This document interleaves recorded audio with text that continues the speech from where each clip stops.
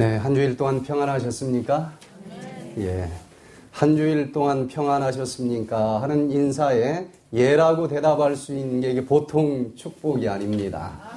예. 지난주에도 이 지구상에는 참으로 많은 사건들이 있었고, 설마 나에게 그런 일이 있을까 하고 안심하고 있었지만은 수천 명의 사람들이 일본 대지진으로 죽었습니다.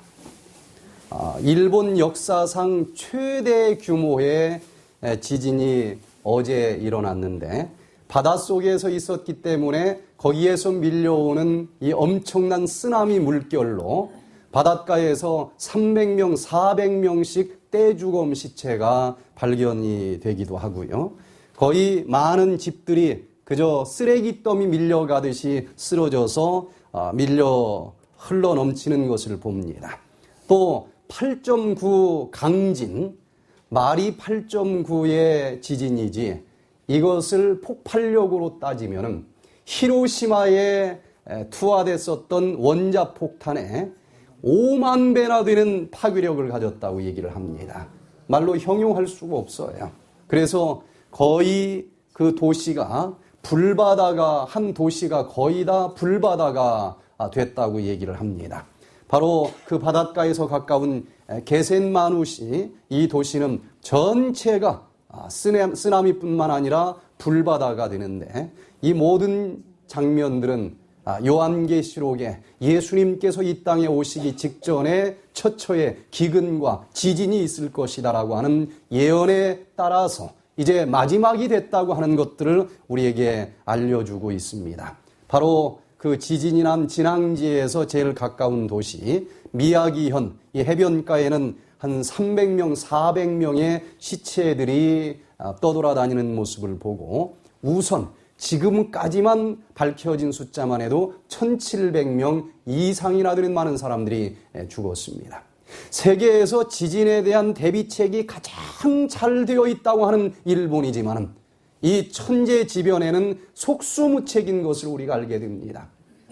과학이 더 발달돼서 뭔가 좀 잘 준비하면은 괜찮지 않을까, 어림도 없는 소리라고 하는 것을 우리가 이번 사건들을 통해서 보게 됩니다. 더군다나 이번에 지진이 난 곳은 그렇게 과학적으로 대비가 철저하게 이루어진 일본이었는데 왜 이렇게 피해가 클까? 예측을 하기는 했는데 지진이 나타나기는 나타날 거다. 예측을 하기는 했는데 전혀 엉뚱한 곳에서 지진이 난 것입니다. 이번에 지진이 난 곳은 지난 1000년 동안 지진이 단 한 건도 발생된 적이 없는 그런 지역이었습니다.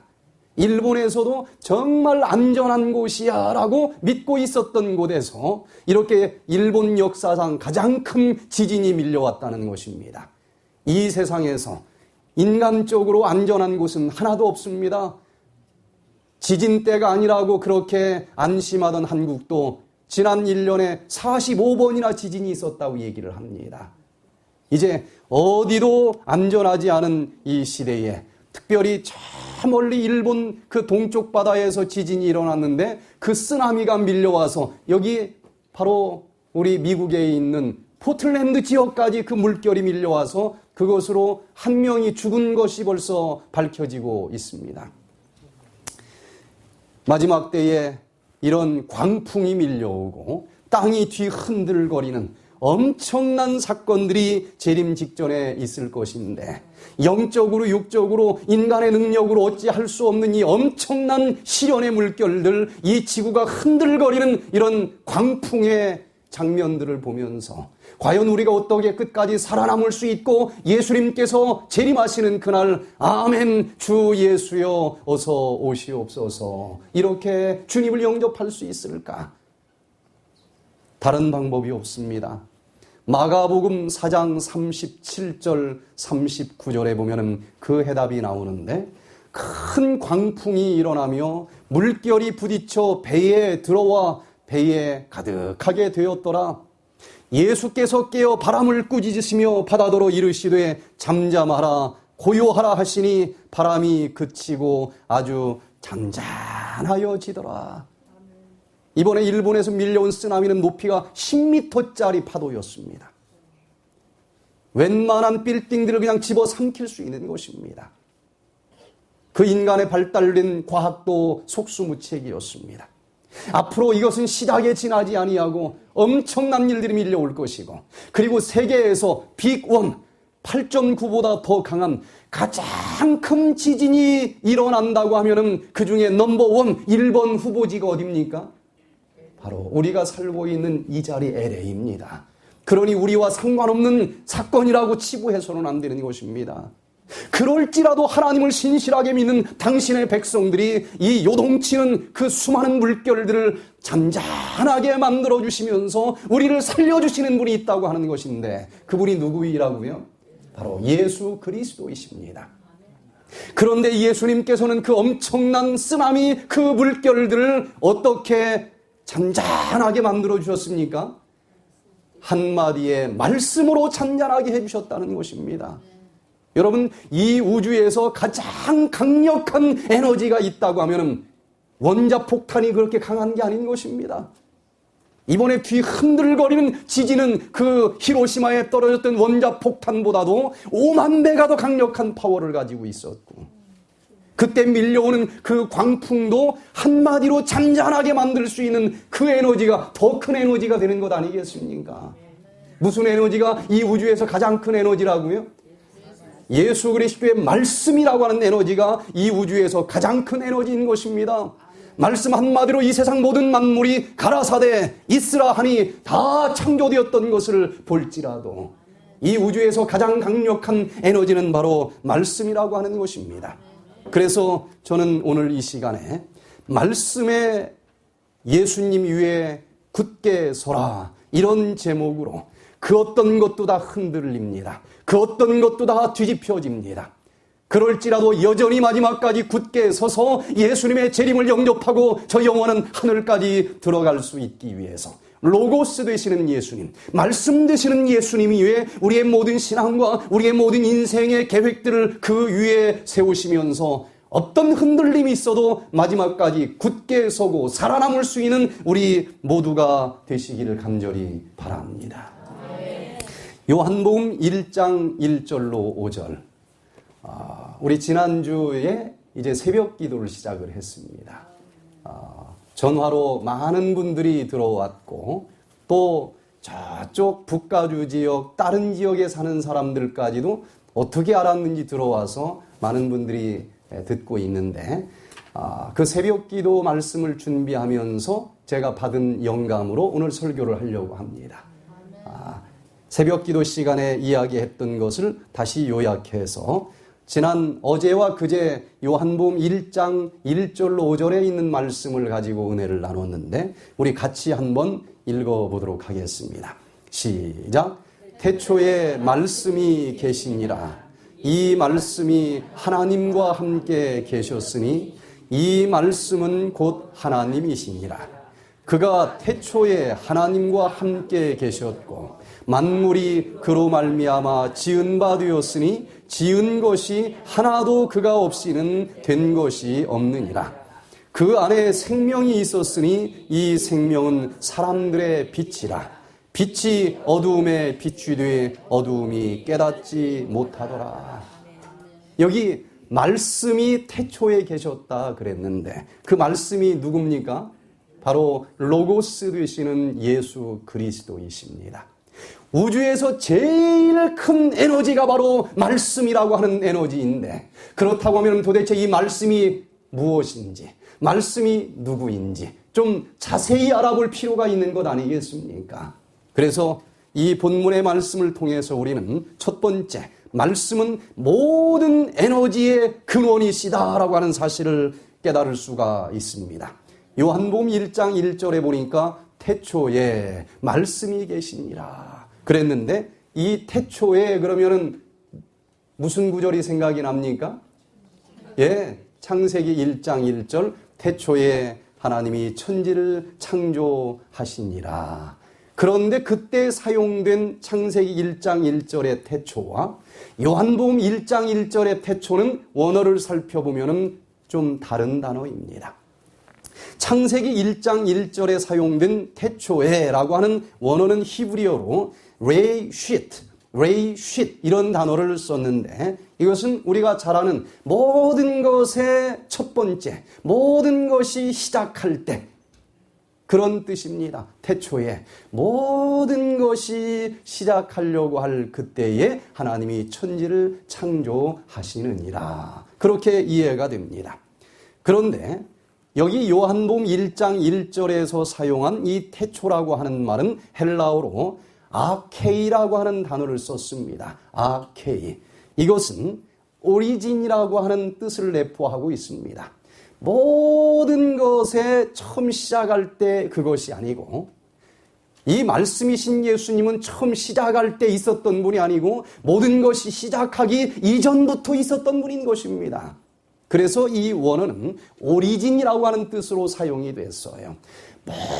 모든 것의 오리진으로서, 모든 것의 근원으로서, 모든 것의 기초로서, 근본으로서 말씀이 계셨느니라. 이런 뜻이 된다고 하는 것입니다. 여러분, 이 우주에 흐르고 있는 엄청난 기가 있습니다. 엄청난 에너지가 있어요. 그런데 그 모든 에너지의 근원이 누구시라는 것입니까? 바로 말씀이신 로고스 예수 그리스도라고 하는 것입니다. 여러분들이 정말 능력 받기를 원한다고 하면 능력의 근원이 되시고 파워의 근원이 되시는 바로 말씀이신 예수 그리스도를 여러분의 가슴 속에 주인으로 영접하시게 되기를 간절히 바랍니다. 여러분들이 어떤 인생의 계획을 세운다 할지라도 인간적인 그저 지푸라기와 같은 그런 능력을 가지고 계획을 세우지 마시고 모든 에너지의 기초 돌리시고 근원 되시는 예수 그리스도 위에 계획을 세워야 되지 않겠습니까? 이사야 28장 16절에 보면은 그러므로 주 여호와께서 가라사대 보라 내가 한 돌을 시온에 두어 기초를 삼았노니 곧 시험한 돌이요 귀하고 견고한 기초돌이라. 바로 여기 예수님을 무엇으로 묘사를 하고 있습니까? 바로 견고한 기초돌이라 그랬습니다. 그러니 우리의 믿음의 집, 우리의 인생의 집을 이 견고한 기초돌 되시는 말씀의 예수 그리스도 위에 세워야 되지 않겠습니까? 그것을 믿는 자는 급절하게 되지 아니하리로다. 우리가 말씀 되시는 예수 그리스도 위에 우리의 인생의 계획을 세우기만 한다고 하면 아무리 갑자기 쓰나미 경보가 밀려온다 할지라도 절대로 급절하지 않겠다는 것입니다. 일본이 어떤 나라입니까? 이번에 지진이 일어났고 쓰나미가 막 일어나자마자 어떻게 했어요? 다 경보를 알렸습니다. 그렇게 어설픈 나라가 아니에요. 쓰나미다. 그러니 다 해안에서 피하라 그랬는데 그 말 떨어지기 전에 벌써 쓰나미가 밀려와서 쓸어버린 것입니다. 소용이 없는 거예요. 그러나 예수 그리스도를 우리 인생의 기초돌로 삼고 살아가는 사람들은 어떤 상황에서도 절대로 급절하지 않겠다고 약속해 주셨으니 이 놀라운 축복을 우리 모두가 받아 누릴 수 있게 되기를 간절히 바랍니다. 세계에서 제일 높은 빌딩이 어떤 빌딩입니까? 저쪽 아랍 에미레이트의 버즈 두바이라고 하는 건물이죠. 이것을 우리 한국에 있는 삼성물산이 건설을 이제 하는데 자그마치 높이가 현재까지 올라간 높이만 512.1m입니다. 어렸을 때 100m 달려보셨죠?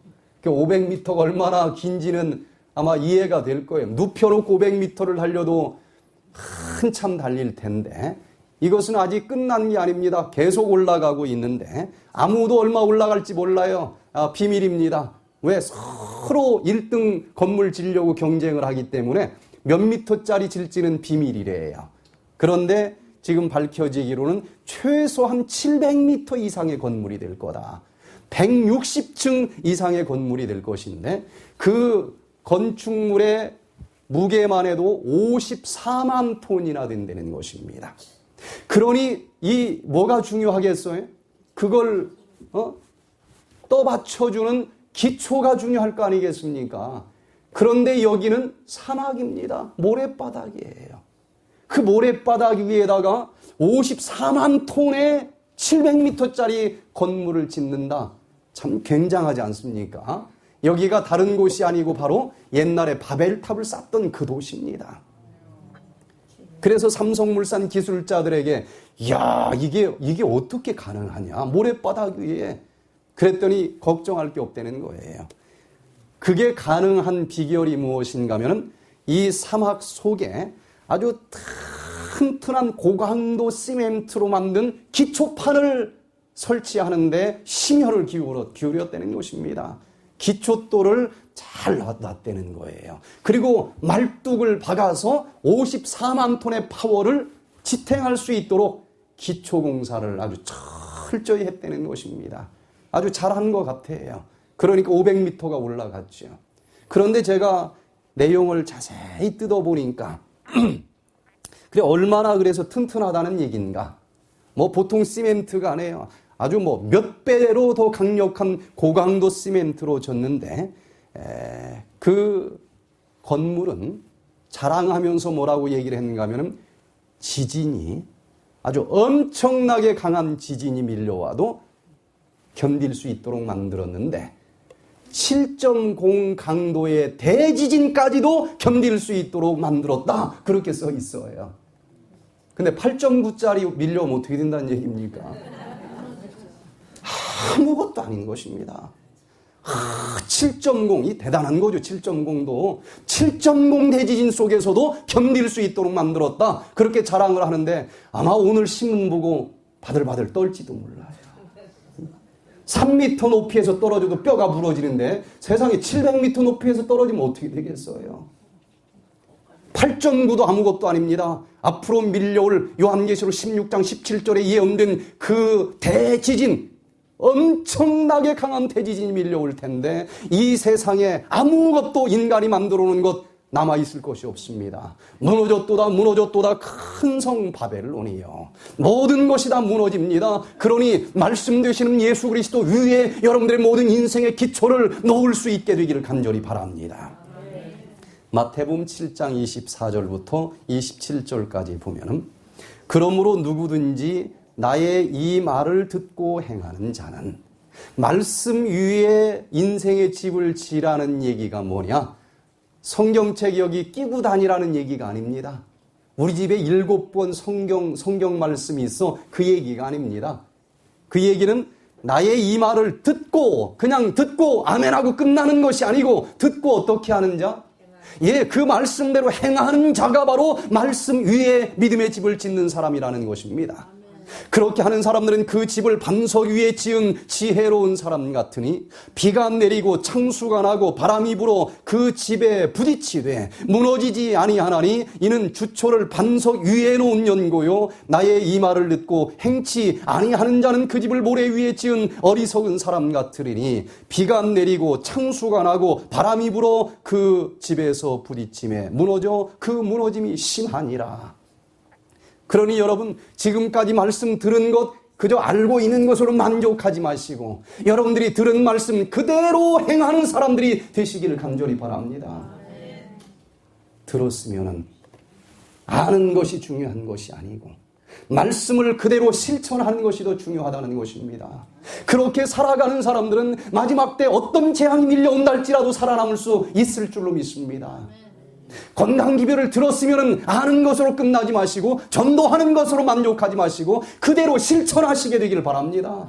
그런 사람들이 아무리 가스가 감돈다 할지라도 아무리 괴질이 돈다 할지라도 악하고 독하고 험대 7재앙이 쏟아진다 할지라도 전혀 그런 재앙들이 이 면역력을 파괴시키지 못하면서 마지막까지 육체적으로 살아남는 자들이 될 수 있다고 하는 것입니다. 이렇게 말씀 위에 굳게 서는 자들, 내가 듣고 깨달은 말씀대로 그대로 행하고 실천하는 사람들은 그 집을 어디에 지은 것 같다고요? 바로 반석 되시는 예수 그리스도 위에 지은 것 같아서 어떤 종류의 시련이 밀려와도 절대로 쓰러지지 않겠다 그랬는데 비가 내린다 할지라도 비는 어느 방향에서 내려오는 것입니까? 하늘에서 내려오는 것입니다. 아무리 하늘에서 내려오는 영적인 시련이라 할지라도 거기에 쓰러지지 않을 줄로 믿습니다.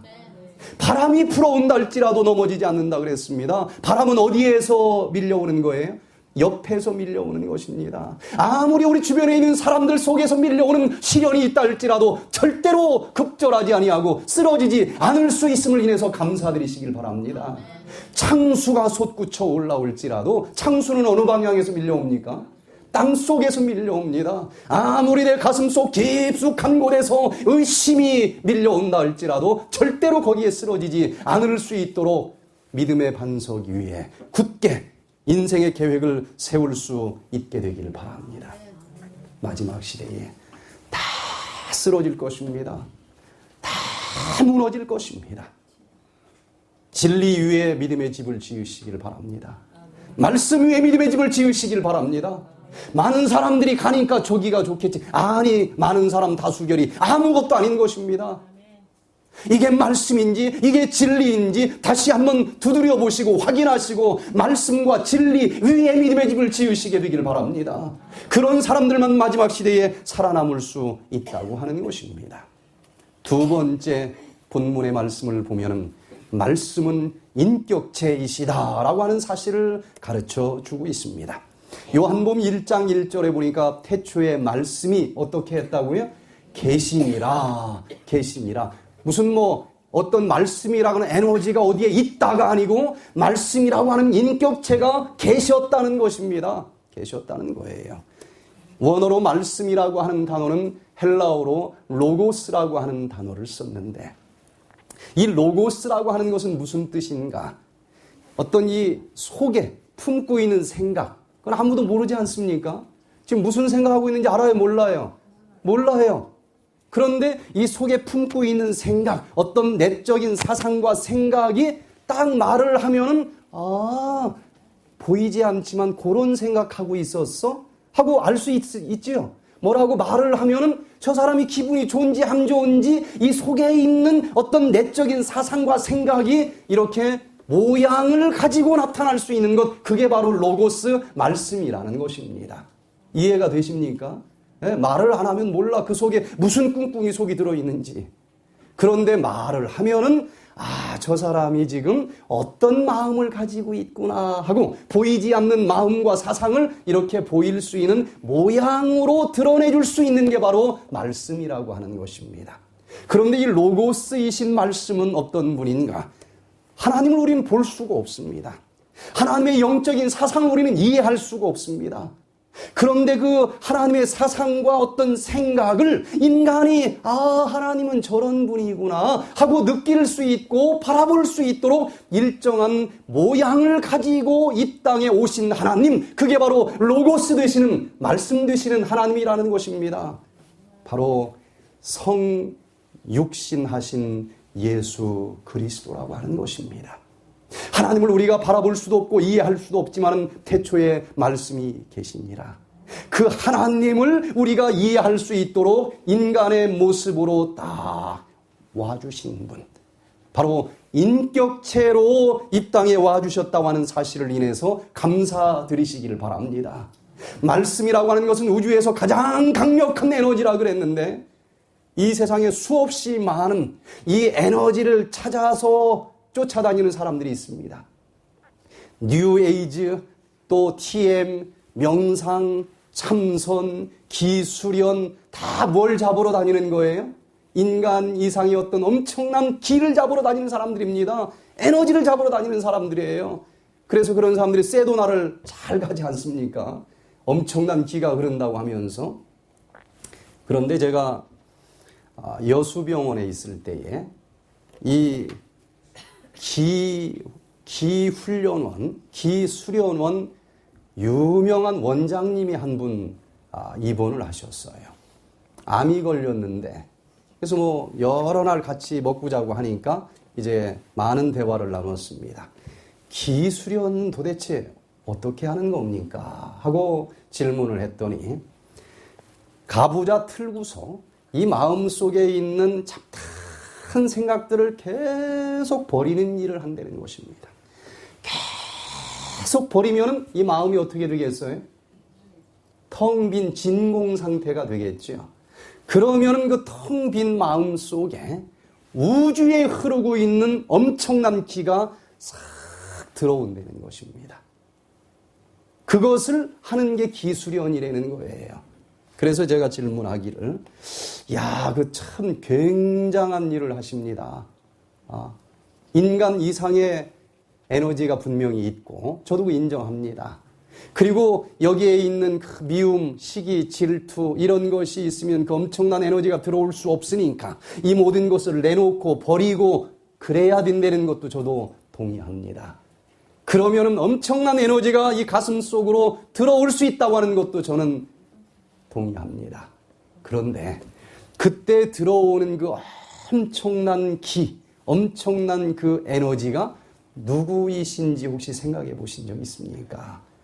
그랬더니 이분이 하는 얘기가, 이 기수련 하는 데서는 그 엄청난 에너지를 받는 데에 관심을 가질 뿐이지, 그게 누구에게서 오는지, 그게 누구인지에 대해서는 I don't care, 신경을 안 쓴다는 거예요. 그래서 제가 이분에게, 당신이 지금까지 하고 있는 수련은 참 정말 좋은 수련입니다. 그런데 거기에서 하나만 더 관심을 가지면은 너무너무 좋겠습니다. 분명히 인간 이상의 엄청난 에너지가 우주에 흐르고 있는데 그 흐르고 있는 그 에너지가 과연 누구에게서 오는지에 대해서 한 번 더 연구해 보시지 않겠습니까? 에너지는 방향이 중요한데 그렇습니까? 똑같은 에너지라도 나를 죽음으로 끌고 가는 에너지면 크면 클수록 좋은 겁니까? 나쁜 겁니까? 나쁜 거예요.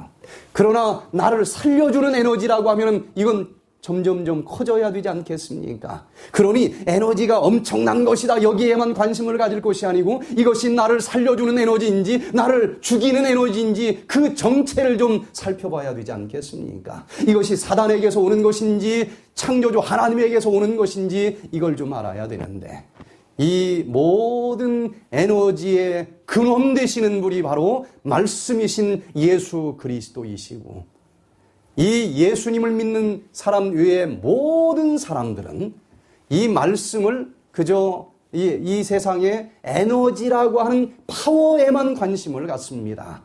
그러나 기독교인들은 그 에너지의 바로 본체 되시는 예수님, 에너지를 바로 인격체로 보시는 그런 분들이라고 하는 것입니다.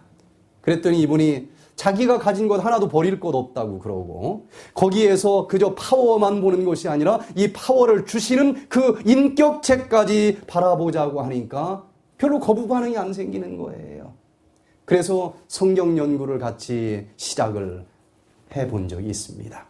여러분, 우리가 믿는 그 예수님은 그저 에너지에 지나지 않는 분이 아닙니다. 파워에 지나지 않는 분이 아닙니다. 인격체 되시는 예수 그리스도이신 것을 인해서 감사드리시길 바랍니다. 내가 외로울 때 그 인격체 되시는 예수님이 나를 찾아오셔서 나를 위로해 주실 수 있는 분입니다. 내가 답답할 때 그 누구를 만나도 내 마음을 알아주지 못할 것 같은 이 힘든 상황에서도 예수님을 찾아가서 니고데모처럼 상담하게 될 때에 예수님이 내 모든 무거운 짐들을 헤아려 주시고 그 짐을 덜어주시고 짊어져 주실 수 있는 나의 상담자요, 나의 친구 되실 수 있는 바로 인격체 되시는 예수 그리스도라고 하는 사실을 인해서 감사드리시기를 바랍니다. 세 번째, 말씀은 하나님이십니다. 요한복음 1장 1절로 2절에 태초에 말씀이 계시니라. 이 말씀이 하나님과 함께 계셨으니 이 말씀은 곧 하나님이시니라. 그가 태초에 하나님과 함께 계셨고, 여기 인간의 지식으로는 이해할 수 없는 말들이 기록이 되어 있습니다. 여기 말씀은 누구라고 했습니까? 바로 로고스, 예수 그리스도, 성육신하신 예수 그리스도이십니다. 그런데 그 말씀이 곧 누구라고 그랬어요? 하나님이라는 것입니다. 그 말씀 이꼬로 누굽니까? 하나님이에요. 그런데 여기 또 태초에 그 말씀이 하나님과 함께 계셨다 그랬습니다. 그러니 분명히 하나님이 있고 또 말씀이 따로 있는 것입니다. 인간의 지혜로는 이해할 수가 없는 그런 설명입니다. 분명히 하나님과 이 말씀은 함께 있었어요. 동급입니다. 분명히 구별되는 퍼스널리티를 갖고 있어요. 구별되는 인격체이신 것입니다. 그런데 이 하나님도 하나님이요 말씀도 하나님이라 그랬으니 어렵지만은 하나님이 선포하신 그대로 우리는 세 분의 위격을 가지고 있지만은 한 분이신 하나님이다. 이렇게 결론을 내릴 수밖에 없는 것입니다. 바로 말씀은 하나님이십니다. 단순한 인간이 아닌 것입니다. 예수님은 바로 이 우주 만물을 창조하신 창조주 하나님이라고 하는 사실을 인해서 감사드리시길 바랍니다. 우리가 믿는 이 로고스 되시는 예수 그리스도는 단순한 인간이 아닙니다. 그냥 문선명 씨와 같은 그런 인간 예수가 아니라는 것입니다. 나이가 들면 백발이 허연하고 병이 들고 죽을 수밖에 없는 그런 인간 예수가 아니고 창조주 하나님인 사실을 인해서 감사드리시길 바랍니다. 여호와 증인교회에서 주장하는 것처럼 예수님은 한갓 피조물에 지나지 않는 분이 아니고 창조주 하나님이라고 하는 사실을 인해서 감사드리시길 바랍니다. 그러니 우리가 믿는 하나님이 얼마나 든든하신지 우리 좀 백이 좀 든든하십니까? 뒤가 좀 든든해요. 요즘에 한국신문에서 도배를 하고 있는 이 상하이 여인, 상하이 여인. 그 상하이의 이 총영사부터 영사까지 3명, 4명 유명한 똑똑한 엘리트들이 이 여인 하나에 다 놀아놨다는 것입니다. 신문에서는 야, 뭐 그렇게 예쁜 얼굴도 아닌데 그렇게 모든 사람이 다 녹아났을까? 그러면서 그 이유를 뭐라고 설명을 하는가 하면은 이 등이라고 하는 33살 여인이 누구의 손녀라고 자꾸 얘기를 하고 다녔어요? 등소평의 손녀라고 얘기를 하고 다녔다는 겁니다.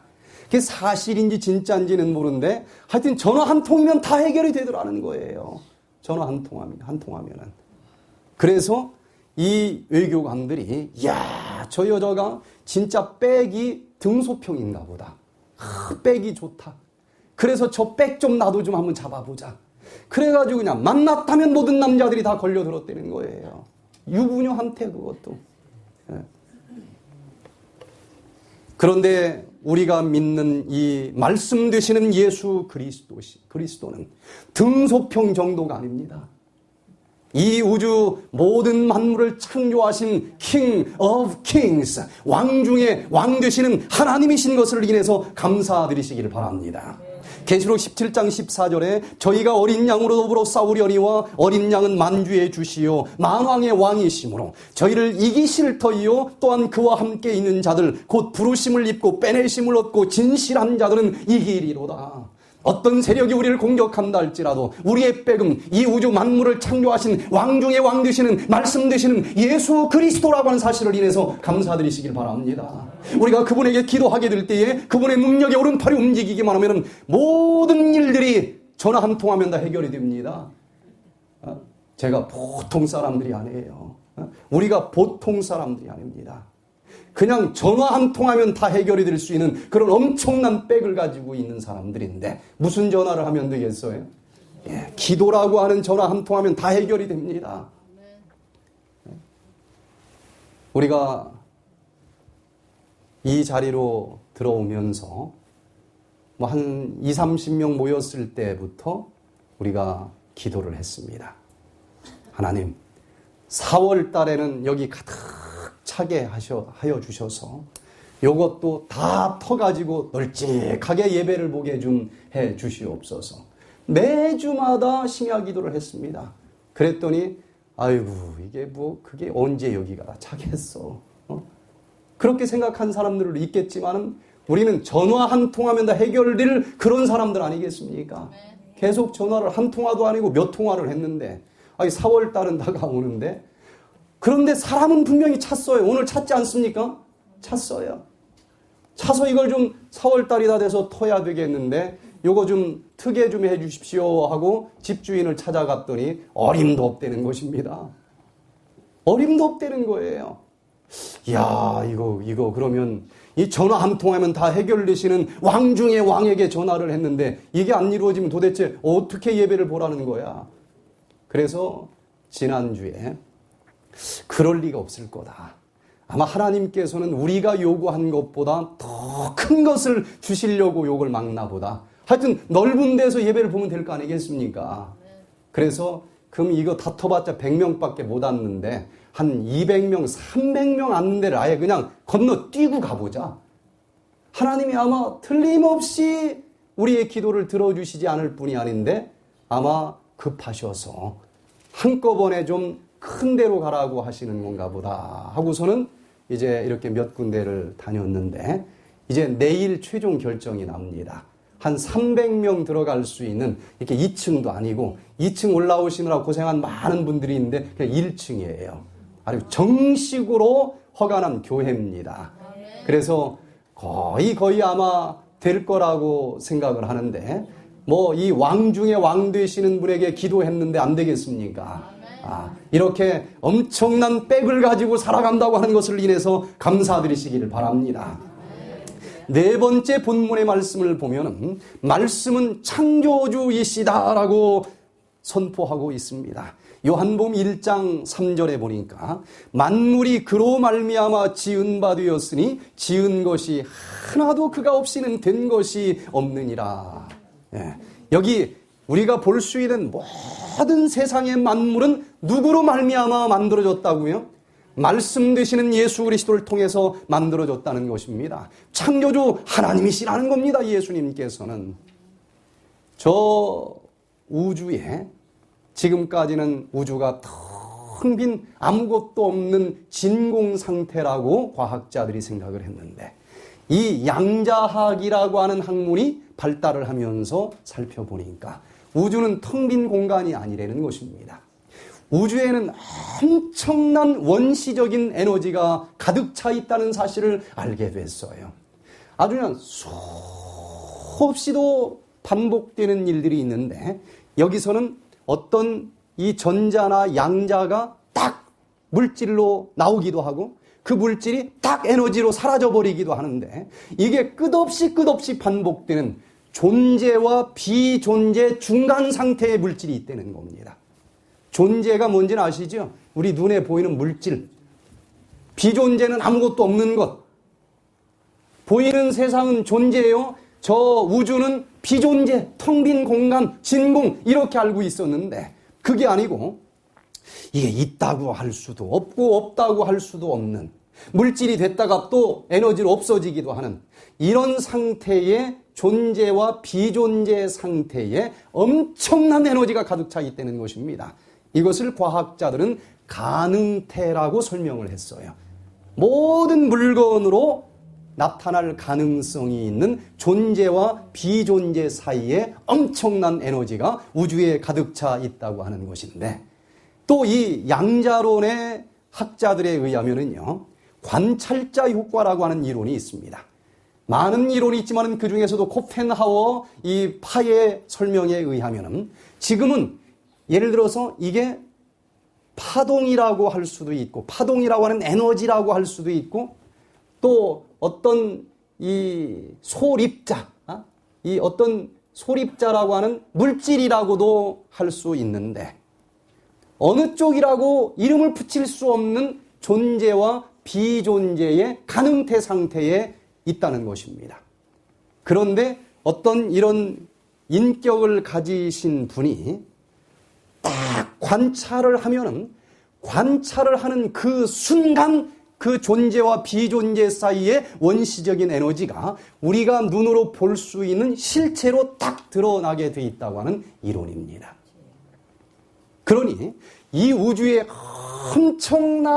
엄청난 혼돈 상태의 에너지, 원시적인 에너지가 가득 채워져 있고 지금까지는 전혀 본 적도 없지만은 믿음의 눈으로 뭔가 새로운 것을 창조하는 것을 믿음의 눈으로 바라보고 그리고 말씀으로 가라사대 지금까지는 없었지만 이런 물건이 나타나라 하고 말씀의 에너지를 쏟아 부으면 그렇게 관찰하는 순간 그 물질이 새롭게 딱 실체로 나타나게끔 돼 있다고 하는 것입니다. 그래서 천지창조 사건을 이 양자론적인 이 배경을 가지고 다시 한번 보면은요, 창세기 1장 1절로 4절에 태초에 하나님이 뭘 창조하셨어요? 천지를 창조하셨습니다. 그때 상태가 어떤 상태인가 하면은 땅이 혼돈하고 공허하며 흑암이 깊음 위에 있고 여기 보니까 뭐라고 인간의 언어로 설명할 수가 없어요. 땅이 혼돈합니다. 지금 보는 땅은 아니죠. 또 공허해, 아무것도 없다고 얘기할 수도 있어. 그런데 또 뭔가 또 기품 위에 흑암이라고 하는 게 또 있기도 해. 요즘 과학자들이 설명하는 가능태의 상태를 얘기하는 거 아니겠어요? 존재와 비존재 사이에 그 혼돈한 원시적인 에너지가 가득 차 있는 상태. 그런데 하나님께서 믿음의 눈으로 바라보시는 것입니다. 하나님의 신은 수면에 운행하시니라. 하나님이 가라사대라고 하는 건 뭘 했다는 얘기입니까? 말씀을 했다는 얘기예요. 말씀. 여기서 생각 속에 있는 에너지가 모양으로 나타나는 것은 말씀이라 그랬습니다. 마음속에서 믿음의 눈으로 봤어요. 지금까지는 전혀 태양이라고 하는 걸 본 적이 없었지만 하나님은 보셨어. 그러면서 이걸 가라사대 말씀으로 그 원시적인 에너지를 향해서 빛이 있으라 하매 그 우주에서 가장 강력한 에너지가 드디어 그 지금까지 존재와 비존재 상태에 있던 에너지가 빛이라고 하는 실체로 딱 나타났다는 것입니다. 나무야 있어라 하고 말을 했더니 나무가 그 엄청난 에너지가 딱 응축되면서 나무라고 하는 실체가 나타났다는 것입니다. 이게 바로 천지창조의 비밀이 되는 것 아니겠습니까? 그런데 우리는 여기서 정말 흥분하지 않을 수가 없다고 하는 것을 생각할 수 있는데 이건 하나님의 얘기로 끝나는 게 아닙니다. 하나님께서는 제일 마지막으로 누구를 창조했습니까? 인간을 창조하셨는데 어떻게 창조했어요? 말씀으로 창조하셨지만은 누구의 형상대로 만들었어요? 하나님의 형상대로 만들었다는 것입니다. 이 세상에 수없이 많은 존재들이 있지만은 하나님의 형상대로 만들어진 것은 우리밖에 없어요. 하나님은 어떤 분인가? 아무것도 없는 무에서 믿음의 눈으로 바라보시고 말씀으로 있어라 하면 그게 실체로 나타나게 하실 수 있는 창조주인 것입니다. 그러니 우리도 그분의 형상대로 만들어졌으니 지금 무의 상태를 바라본다 할지라도 아무것도 없는 상태에 놓여 있다 할지라도 우리는 이 하나님의 형상대로 만들어졌으니 믿음으로 지금은 없지만 뭔가를 바라볼 수 있습니까? 없습니까? 있습니다. 어떤 침팬지도 이런 뇌는 없어요. 보이지 않지만 보이지 않는 것을 볼 수 있는 뇌, 이 전두연합냐 암니마에 인간에게만 허락된 그런 특별한 마음을 주셨다는 것입니다. 그런데 많은 사람들이 여기서 상상만 하는 사람들이 많아요. 없던 백치라도 안 보이는 걸 볼 수 있는 뇌가 있습니까? 있어요. 그런데 그렇게 내가 이렇게 큰 집에서 살면 얼마나 좋을까 바라보기는 해. 그러나 그것이 실체로 나타나게 하면서 살아가는 사람이 많지 않다는 것입니다. 여러분들이 지금 바라는 것이 실체로 나타나게 할 수 있는 비결이 무엇인지 아십니까? 우리는 얼마든지 모든 것을 창조주 하나님의 마음으로 지금은 없지만 지금은 무지만 유를 바라볼 수 있도록 만들어졌다고 하는 사실을 기억하시길 바랍니다. 그리고 그것이 마음의 상상으로 끝나지 아니하고 실체로 나타나게 하는 비밀이 있는데 그 우주의 원시적인 에너지에게 한마디 명령만 하면 말씀만 하면 실체로 나타나게 하실 수 있는 분이 있는데 그게 누굽니까? 예수 그리스도이십니다. 예수님의 말씀 한마디면은 어떤 무에서도 유라고 하는 실체가 딱 나타나게 돼 있다고 하는 것을 우리가 알게 됐어요. 우리는 창조주는 아닙니다. 그렇습니까? 우리 인간은 창조주는 아니에요. 그러나 하나님의 형상대로 만들어졌다고 그랬으니 없는 것을 새롭게 볼 수 있는 능력은 있습니다. 그러나 그걸 만들어낼 능력은 없어요. 창조주는 아니니까. 그러면 어떻게 내가 지금까지 이 세상에서 본 적이 없는 뭔가를 새로 보는 데까지는 했는데 그걸 실체로 나타나게 할 수 있을까? 이걸 실체로 나타나게 할 수 있는 능력은 누구밖에 없습니까? 예수님. 그런데 예수님은 어떤 에너지로 그것을 만들어냅니까? 말씀이라고 하는 에너지. 그러면 비결이 간단합니다. 내가 뭔가를 믿음으로 바라봤으면 기도하시길 바랍니다. 말로 자꾸 요구하시길 바랍니다.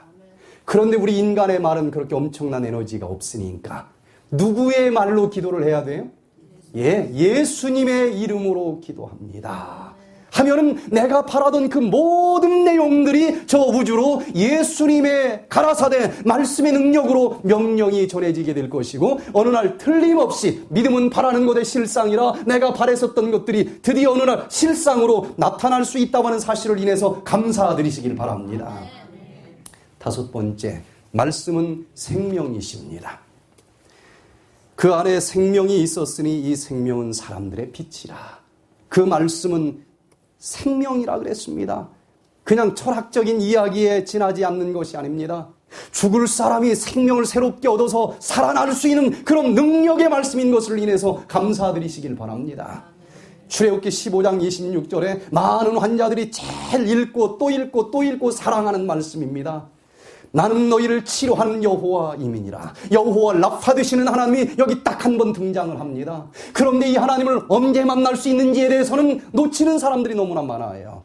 언제 그 하나님을 만날 수 있다고 그랬습니까? 가라사대 너희가 너희 하나님 나 여호와의 무엇을? 말을 청종하고 그냥 듣는 걸로 끝나면 또 안 됩니다. 나의 보기에 의를 행하며 그 말씀을 듣고 행하는 사람들, 내 계명에 귀를 기울이며 내 모든 규례를 지키면 내가 애굽 사람에게 내린 모든 질병에 하나도 너희에게 내리지 아니하리니 나는 너희를 치료하는 여호와임이니라.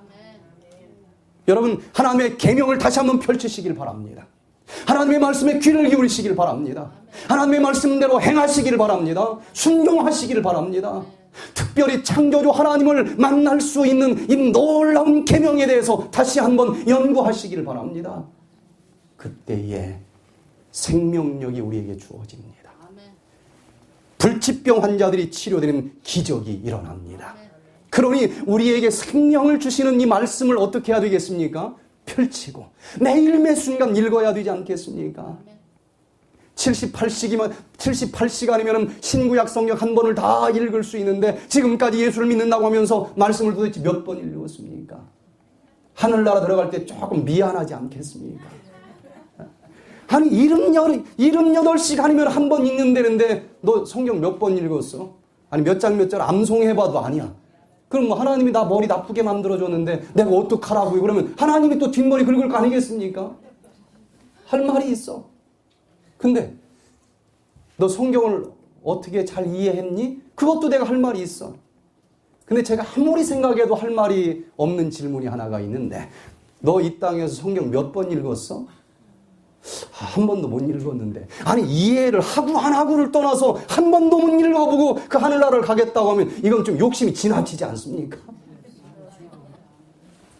이 미국의 속담에 거북이 교인이라고 하는 속담이 있어요. 거북이는 사람은 한 12일 동안 안 먹어도 살 수 있는데 거북이는 500일을 안 먹어도 살 수 있답니다. 그래서 거북이 교인이라는 얘기는 무슨 말이에요? 500일 동안 말씀을 안 먹는데도 교회를 잘 살아가지고 나오는 사람들이 거북이 교인이라는 거예요. 아니 세상에 500일 동안 말씀을 한 번도 안 읽었는데 어떻게 여전히 그리스도인이라고 걸어다니는지 그게 참 희한하지 않습니까? 거북이 교인들이에요. 영적으로는 그럴 수가 없는 것입니다. 그러니 생명력이 담겨져 있는 이 말씀 우리 이제 한번 펼치시길 바랍니다. 올해 한 번이 아니라 몇 번이나 좀 읽어야 되지 않겠습니까? 새벽마다 우리가 예수 그리스도에 대한 말씀을 펼칩니다. 새벽에 그냥 아무 말씀이나 읽는 것이 아니에요. 전 잠 못 자면서 말씀을 준비하고 제가 또 엄청난 영감을 받고 엄청난 능력을 또 받습니다. 이 능력을 우리가 아침마다 같이 받게 되기를 간절히 바랍니다. 여섯 번째, 말씀은 빛이십니다. 요한복음 1장 4절로 5절에 이 생명은 사람들의 빛이라 빛이 어둠에 비추되 어둠이 깨닫지 못하더라. 이 말씀은 또 뭐라고 그랬습니까? 빛이다 그랬습니다. 우리가 과연 어떤 길을 걸어가야 될지 너무나 세상이 깜깜하지 않습니까? 그런데 내가 과연 어떤 길을 걸어가야 될지 환한 빛을 발견하기를 원한다고 하면 뭘 펼쳐야 되겠어요? 말씀을 펼치시기를 바랍니다. 이 빛은 삼중성이 있습니다. 빛은 세 가지 성질이 있는데 하나는 환하게 비춰주는 광명이 있습니다. 그렇습니까? 빛이 어두우면 그건 빛이 아닌 것입니다. 빛은 어둠을 밝혀주는 환한 광명이라고 하는 특성이 있어요. 또 빛의 성격이 하나가 있는데 환한 것뿐만 아니라 만지면 어떻습니까? 뜨거워요. 따뜻합니다. 열기라고 하는 특성이 있어요. 또 하나의 특성은 뭡니까? 빛은 생명력이 있습니다. 그 빛을 받으면 광합성 작용과 함께 열매가 맺히는 것입니다. 그 열매를 먹고 우리가 살 수 있는 것입니다. 생명력이 있는 것입니다. 그래서 성경에서는 이 말라기 4장 2절에서 치료하는 광선이라 그렇게 선포하고 있는 것입니다. 우리는 어떤 빛을 가졌습니까? 어떤 사람들은 개똥벌레와 같은 빛을 가지고 살아가는 사람들도 많아요. 개똥벌레는 밝기는 있습니까? 없습니까? 있어요. 광명은 있어요. 광명은. 근데 딱 만지면 뜨거워하고 뜨거운 열기가 있습니까? 열기가 없어. 냉랭해. 내가 남은 물이라 자랑하면서 내가 참으로 남들이 깨닫지 못하는 마지막 성경의 진리를 가졌노라, 빛을 가졌노라. 보니까 빛을 분명히 가졌어요. 그런데 열기가 없습니다. 열기가 없어요. 이런 사람들이 너무나 많은 것입니다. 그러나 여러분, 이제는 이 어두운 세상을 밝혀줄 수 있는 진리도 가지고 있을 뿐만 아니라 이 가슴을 뜨겁게 만들어주는 늦은 빛 성령의 뜨거운 열기도 가질 수 있게 되기를 간절히 바랍니다. 그뿐만 아니라 이 말씀을 선포하게 될 때에 그 사람들마다 죽을 사람들이 살아날 수 있는 생명력 있는 말씀의 주인공들이 될 수 있게 되기를 간절히 바랍니다. 여러분, 지금이 어느 때입니까? 말씀이신 예수 그리스도를 만나고 예수 그리스도 위에 든든히 서야 될 때가 되지 않았습니까? 최근에 있는 사건들만 바라봐도요. 바로 2008년도 5월 12일 날 중국의 그 산성에서 8.0 대지진이 일어났습니다. 4만 75명이 죽었습니다. 그뿐만 아닙니다. 바로 작년 2010년 1월 12일 날 IT에서 7.0 대지진이 일어났습니다. 공식적으로 24만 명, 실질적으로는 50만 명이 죽었습니다. 바로 며칠 있다가 저쪽 남미 끝에 칠레에서 또 7.0 강진이 있었습니다. 7.9인가요? 네. 바로 2010년 2월 27일 700명이 죽었습니다. 그리고 또 뉴질랜드에서 지난 3월 4일 날 7.0 대지진이 일어났고 240명이 죽었습니다. 그리고 바로 어제 일본에서 8.9 대지진이 일어나서 몇천 명이 지금 죽어가고 있는 것입니다. 뭘 느끼십니까? 이렇게 분명히 돌들까지 소리를 지르면서 예수님께서 오실 만한 때가 됐다고 돌들이 소리 지르고 있는 거 아니겠어요? 돌들이 찢어지고 흔들거리면서 마지막 예수님이 오실 때에 처처에 지진이 있겠다 분명히 가르쳐 주셨고, 이젠 돌들이 이렇게 세계 전체에서 뒤 흔들거리면서 소리를 지르고 있는데 영적으로 아직도 무감각하고 아직도 아무런 생각이 들지 않는다고 하면 고래보다도 못한 사람입니다. 네? 지금 일본에서 그 엄청난 지진이 일어나기 전에 뭐가 먼저 올라왔어요? 고래떼가 올라오지 않았습니까? 고래떼가 수백 마리가.